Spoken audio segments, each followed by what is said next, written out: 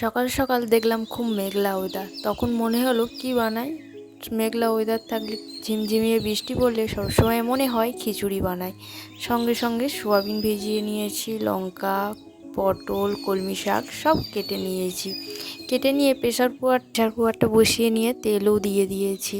তারপর আস্তে আস্তে লঙ্কাগুলো দিয়ে দেব। গরম হয়ে গেছে তেলটা। এবার এক হাতে ক্যামেরা নিয়ে করছি না, তাই জন্যই অসুবিধা হচ্ছে, একাই করছি বলে। তারপর লঙ্কাগুলো ভাজা ভাজা হয়ে গেলে তারপর জিরে মৌরি দিয়ে দেব। জিরে মৌরিগুলো ভাজা ভাজা হয়ে গেছে, তারপর সোয়াবিনগুলো একে একে দিয়ে দেব। দিয়ে দেওয়ার পর সোয়াবিনগুলো সব একে একে তুলে তুলে দিচ্ছি। দেওয়ার পর চাইলে আরও সবজি নিতে পারো, আমার বাড়িতে ওই কটাই সবজি ছিল বলে আজ আমি ওই কটা দিয়েই বানিয়েছি। আরও সবজি দিই, গাজর, বিন কড়াই, বরবটি কড়াই, বিনগুলো সব তুলে নিয়েছি। এবার তুলে নিয়ে এবার প্রেসার কুকারে দিয়ে সব এবার বেশি করে তেল দিয়ে ভেজে নেব একটু ভালোভাবে।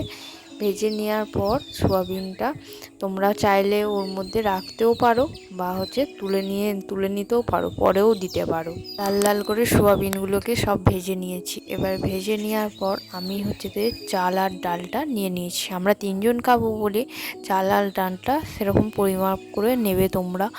এবার আমরা 3জন খাবো বলে 3জনের মতো নিয়েছি। সবজিটা ঢেলে নিচ্ছি, এক হাতে ক্যামেরা ধরে আছি বলে তাই সবজিটা এক হাতে ক্যামেরায় আর এক হাতে সবজিগুলো ঢেলে নিচ্ছি। আমি সব একসাথেই দিয়েছি, তোমরা চাইলে আলাদা আলাদা করেও ভেজে নিতে পারো। আমি সব সবজিগুলো তুলে দিয়েছি। তুলে দেওয়ার পর এবার নাড়াঘাটা করে নিচ্ছি। 10-15 মিনিট ধরে নাড়াঘাটা করে নেব। করে নিয়ে একটু তেল দিয়ে দিচ্ছি, নিজেরা ধরে যেতে পারে।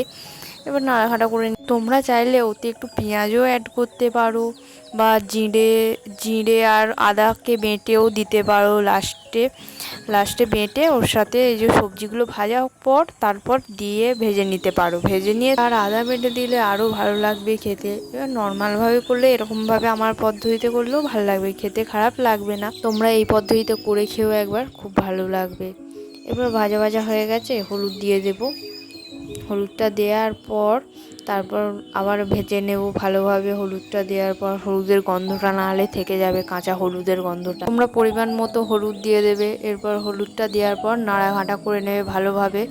নাড়াঘাটা করে নেওয়ার তোমরা এই পদ্ধতিতে একবার খিচুড়িটা করে খেও আর বাচ্চাদেরকে খাওয়াবে, বাচ্চাদেরও খুব ভালো লাগবে। এই পদ্ধতিতে, খুব সহজ পদ্ধতিতে খিচুড়িটা তাড়াতাড়ি খুব বানানোও হয়ে যায় আর যে তাড়াতাড়ি হয়েও যায় আর তাড়াতাড়ি খেতেও সুবিধা। দেখো, তোমাদের সাথে গল্প করতে করতে আমার যে হলুদ দিয়েছিলাম, হলুদটা সবজিগুলোর সাথে ভাজা ভাজা হয়ে গেছে। এবার চাল আর ডালটাকেও তুলে নিই। তোমরাও চাল আর ডালটাকে এইভাবে তুলে নেবে। তুলে নেওয়ার পর ভেজে ভেজে নেবে, একটু ভেজে ভেজে নেওয়ার পর তারপর জল দেবে। তার আগে কিন্তু জল দেবে, তার আগে জল দিয়ে দিলে হলুদটার সাথে মিশবেও না, খিচুড়িটা তেমন খেতেও ভালো লাগবে না।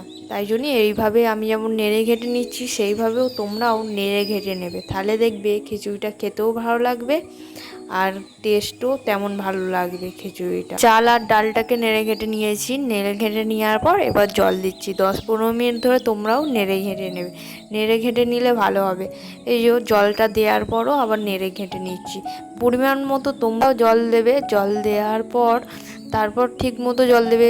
কড়াতেই করো বা প্রেসার কুকারেই করো, ঠিকঠাকভাবে জল দিলে খিচুড়িটা খেতেও ভালো লাগবে আর খিচুড়িটা ভালো হবে। তারপর আমি জল দেওয়ার পর নুন দিয়ে দিলাম। নুন দেওয়ার পর নেড়ে ঘেটে নেবে। নেড়ে ঘেটার পর প্রেসার কুকার করলে প্রেসার কুকারটা এঁটে দেবে। প্রেসার কুকারটা সিটিও পড়ে গেছে। প্রেসার কুকারটা এবার খুলে নিচ্ছি। দেখো খিচুড়িটা কেমন হয়েছে, হলুদ হয়েছে না কি, রং হয়েছে না কি, খিচুড়িটা সব দেখে নাও। প্রেসার কুকারের মুখটা খুলে নিয়েছি। খিচুড়িটা কেমন হয়েছে দেখো, রং এসেছে, খিচুড়িটা কত সুন্দর। এবার খিচুড়িটাকে একসাথে সবজিগুলোর সাথে পাইল করে নিচ্ছি। খিচুড়িটা খেতেও কিন্তু খুব দারুণ হয়েছিল। এদিক ওদিক করে দেখো পাইল করে নিচ্ছি সব একসাথে। পাইল করে নেওয়ার পর তারপর ডিশে তুলে নেব। তুলে নিয়ে কেমন হয়েছে খেয়ে তোমাদেরকে বলবো। খুব ভালোই হয়েছে খেতে, খারাপ হয়নি খেতে। খিচুড়িটা এবার ডিশে তুলে নিয়েছি, এবার খেয়ে নেব। তোমরা ঝটপট লাইক, কমেন্ট, শেয়ার, সাবস্ক্রাইব করতে থাকো। আমি খিচুড়িটা ঝটপট খেয়ে নিই।